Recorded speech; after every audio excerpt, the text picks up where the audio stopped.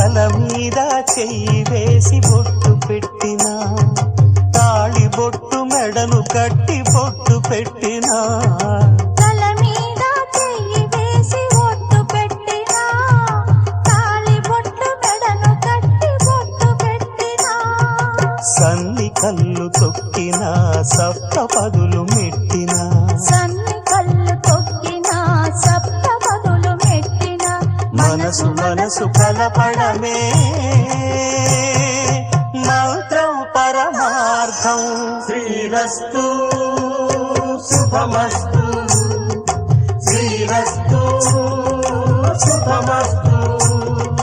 శ్రీకారం చుట్టుకుంది పెళ్లి పుస్తకం, ఇక ఆకారం దాచుతుంది కొత్త జీవితం.